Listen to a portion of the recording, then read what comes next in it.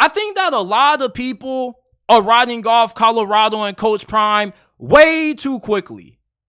So I came across a report that said that an anonymous Pac-12 coach says that things are going to get dark for Colorado in 2024.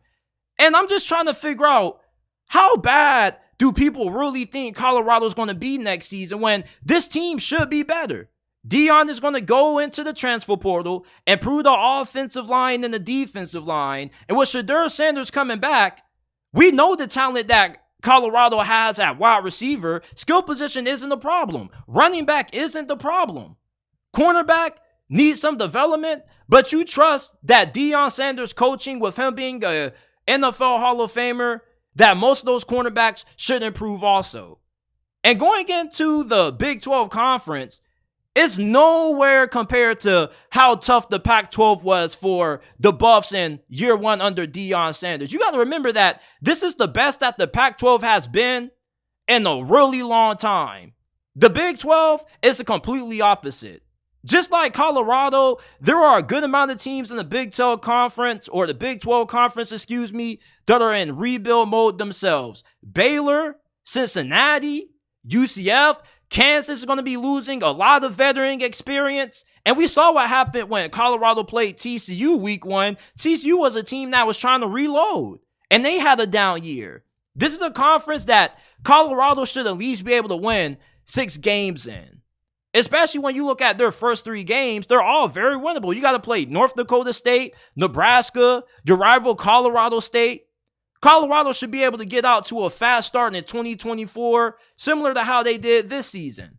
You see, with the Pac-12 being as deep as what it was, there was no chance in hell that Colorado was going to be able to skate by with how bad their offensive line was. And as long as they can get average offensive line play in 2024, there's a great chance that they should be bowl eligible and at least be able to win 6 or more games. Shedeur Sanders is one of the best quarterbacks in college football. Anytime you have a quarterback on the level of Shedeur Sanders, there's not a single game that you don't have a chance at winning as long as you can block for him. Now, there are people that are going to push back and say, man, you can't put it all on the offensive line. Shedeur Sanders holds the ball too long and da-da-da-da-da. Okay, he may hold the ball a little bit too long at times, but it's only because he's trying to make a play. You take Shedeur Sanders off this Colorado team, and they go winless this past season. He was the heart and soul that kept this team together. And with how great of a leader he is, because you can't deny the dude's leadership, anytime the game was on the line, Colorado had to lean on Shedeur to pull them through. He came through more times than not. This is the kind of quarterback that players in the transfer portal should want to play with. Because with him, you're going to have an opportunity to get a lot of attention on you. You're going to have a lot of opportunities to make plays for a damn good quarterback.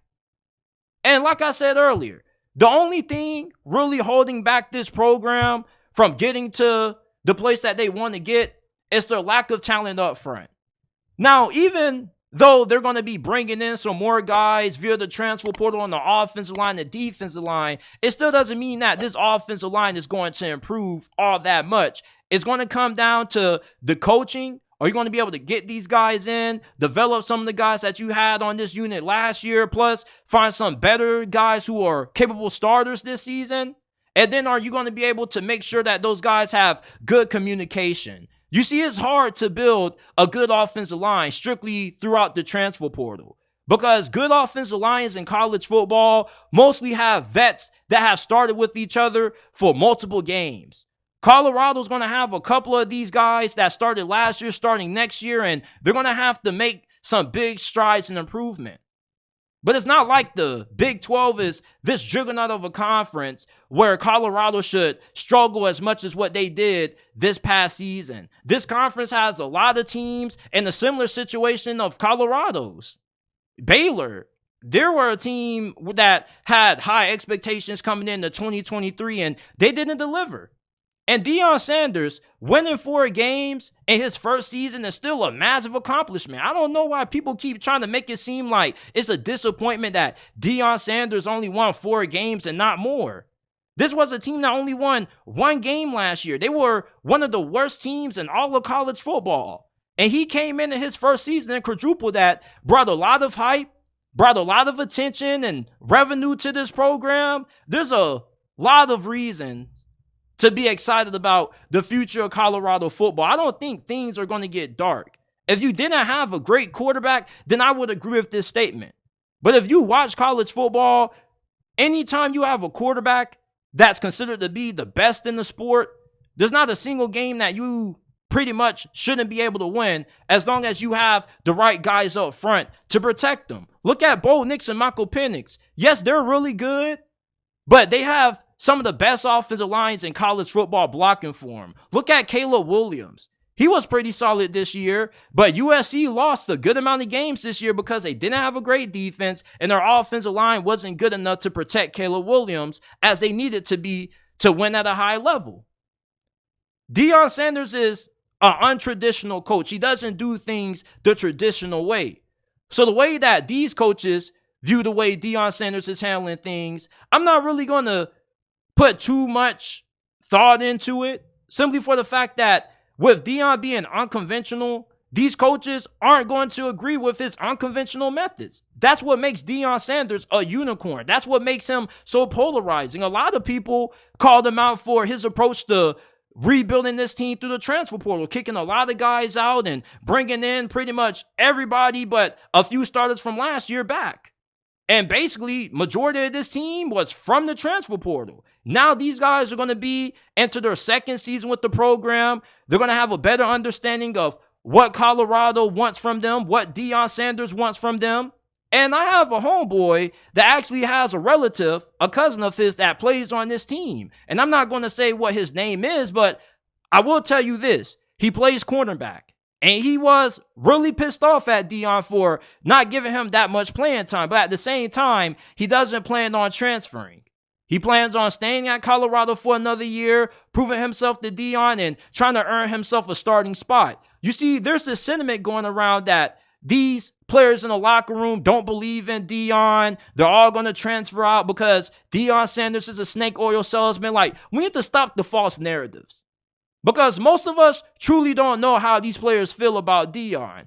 And from hearing from my close source within the program that actually plays on this team, he still has 110% belief in Coach Prime. And so do these players. Of course, there's going to be a couple of guys that transfers out. Who cares? You're just making room for Deion Sanders to bring in hopefully some better offensive linemen and better defensive linemen.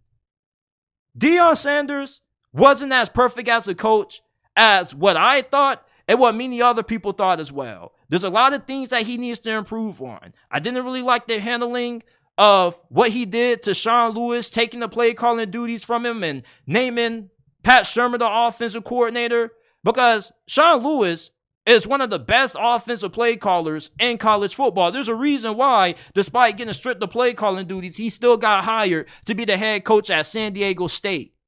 Their defensive coordinator, I think this defense definitely did take some steps in the right direction the last couple of games of the season. He's also a really good recruiter, but Deion needs to find him a better offensive line coach and a better defensive line coach, plus with some more talented players on those sides of the ball in the portal. Plus, he has to be a better recruiter. But as far as Colorado being in some more dark days in 2024, I strongly doubt that. Everything that Deion Sanders has done in life, he succeeded at. This is somebody that worked hard at everything that he does. He always puts his best foot forward. And I expect for him to improve as a coach. And I'm not just about to say, oh, I don't believe no more, just because a couple of coaches keep having these anonymous things to say about Coach Prime. They don't got the balls to say it publicly for a reason. And I'm pretty sure that next season, Colorado is going to be way better than what they were in 2023, especially playing in a weaker conference.